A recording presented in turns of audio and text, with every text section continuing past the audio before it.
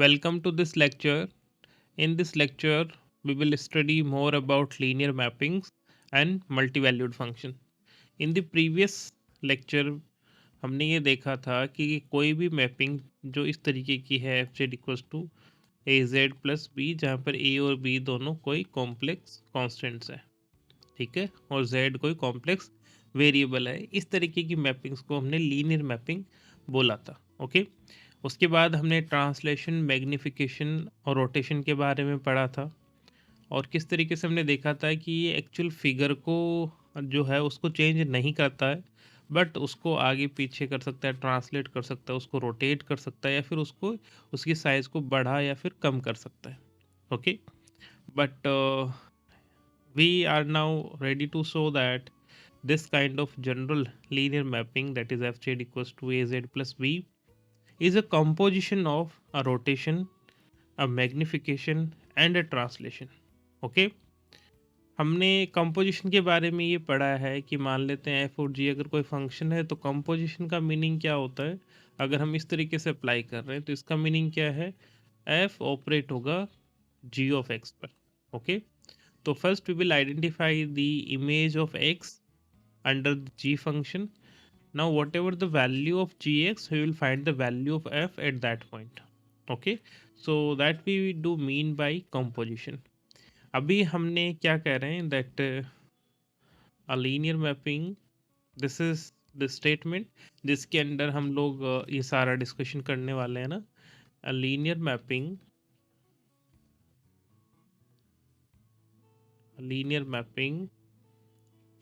az plus b, okay, fz equals to az plus b is a composition of a rotation, second a magnification,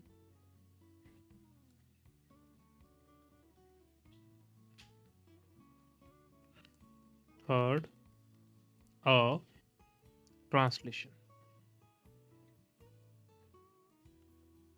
okay, so यहाँ पर ये जो order है कि पहले हम रोटेशन की बात करेंगे, फिर मैग्निफिकेशन और फिर ट्रांसलेशन की। तो सपोज अगर एल लीनियर फंक्शन को रिप्रेजेंट कर रहा है तो इन तीनों का कंपोजिशन का ऑर्डर का मीनिंग क्या है, that it will be define like R O M O T. So it will be looks like R, then M of T of Z. Okay, तो ये है rotation, magnification and translation.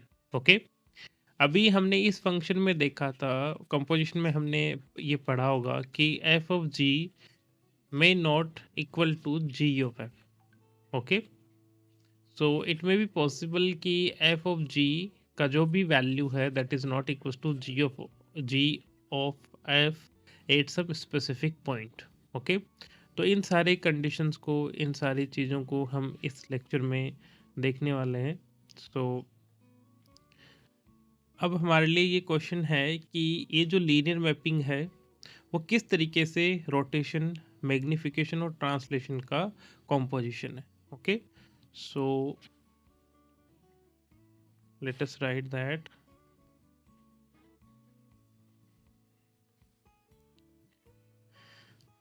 a linear mapping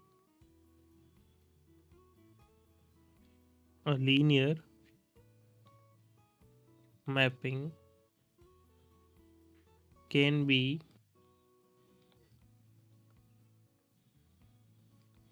expressed as, first कैसे हम इसको express कर सकते हैं, that is very important.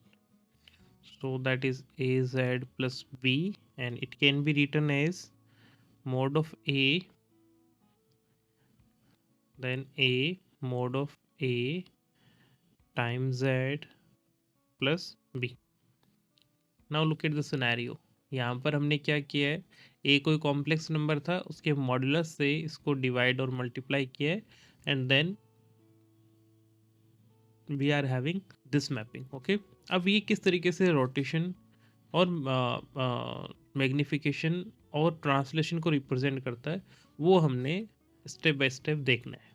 ठीक है, तो फर्स्ट हम बात करते हैं कि ये कैसे होगा। Okay, so let us see that what happen to a point z naught under the composition.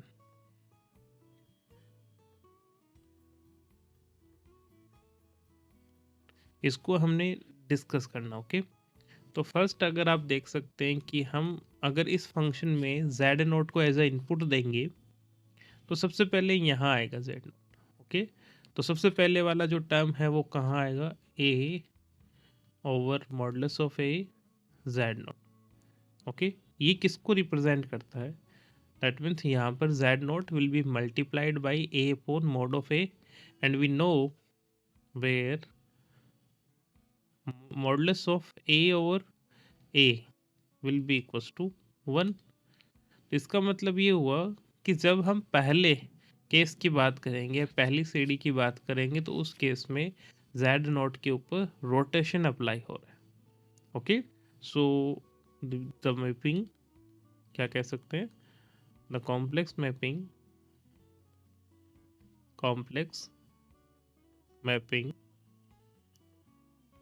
w equals to a upon modulus of a times z is a rotation that rotates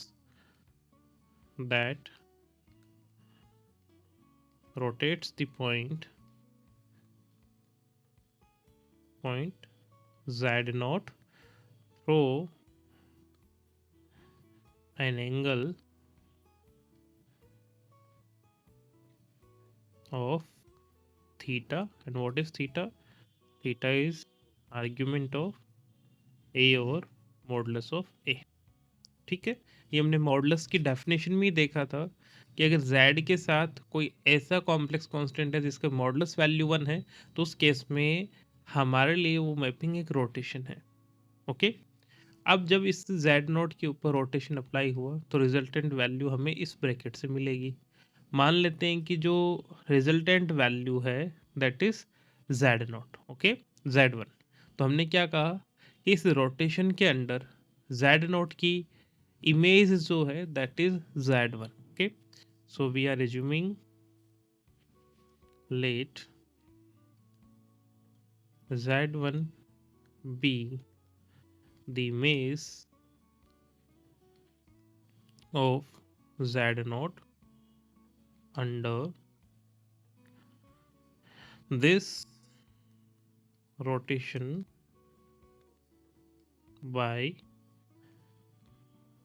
ये argument वैसे हम, क्योंकि ये तो constant है, modulus of a is constant, so it will not effect the resultant argument. तो हम इसको क्या लिख सकते हैं, the argument of a over modulus of a is same as argument of a. Okay, so rotation by argument of a. Okay, so अच्छा, ये क्यों नहीं इसको चेंज कर रहा है, क्योंकि modulus of A is a real number और रियल नंबर का आर्ग्यूमेंट ज़ीरो होता है। ठीक है, so this is how you can identify this. Now हमने ये सपोज कर लिया है कि जेड नोट जब आर्ग्यूमेंट ऑफ ए एंगल से रोटेट हो जाएगा काउंटर क्लॉकवाइज डायरेक्शन में, तब जो इमेज बनेगी that is z naught. Okay, now you can see in this mapping that this z naught की जो इमेज बनेगी z1, this is going to be multiplied by this modulus of a that is a real number. Okay, और जब हम z को किसी real number से multiply कर रहे हैं तो इसका मतलब वो एक मैग्निफिकेशन को रिप्रेजेंट करता है। ओके, सो सेकेंड हम क्या लिख सकते हैं, next step is to multiply by multiply z1 by modulus of a, क्योंकि a नॉन जीरो है तो हम क्या कह रहे हैं, because mod of a is greater than 0, okay, is a real number or real number.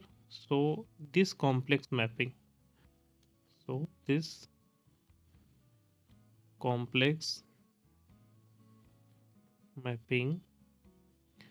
that is w equals to modulus of a time z1, okay. और क्योंकि हमने z ये वाली mapping modulus of a z is a magnification,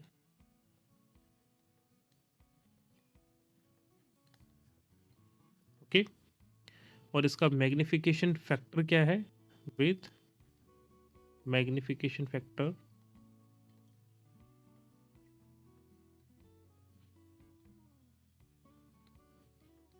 modulus of a, okay. अब हम ये मान लेते हैं कि ये जो इमेज बनी है z1 का इस मैग्निफिकेशन के अंडर में, that is z2, okay. So late image of z1 under the magnification, which magnification, w equals to modulus of a times z is z2, okay. अब अगर आपको मैपिंग याद हो तो हमने इस मैपिंग में जब a upon modulus of a को z से मल्टीप्लाई किया तो हमें रोटेशन मिला। उस रोटेशन की इमेज को जब हमने मॉडुलस ऑफ a से मल्टीप्लाई किया, क्योंकि मॉडुलस ऑफ a एक रियल नंबर है तो ये एक मैग्निफिकेशन को रिप्रेजेंट करेगा। अब जब जो रिजल्टेंट वैल्यू आई है तो यहाँ पर अभी सिनेरियो क्या बनेगा, z2 प्लस बी, और z प्लस बी टाइप की मैपिंग है वो ट्रांसलेशन कहलाती है। इसका मतलब थर्ड स्टेप में, in the third step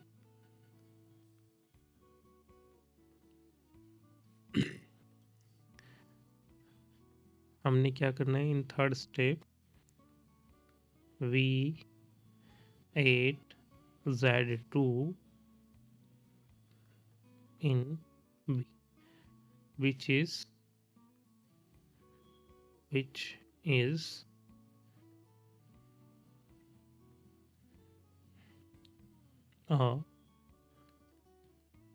translation given by w equals to z plus b, okay.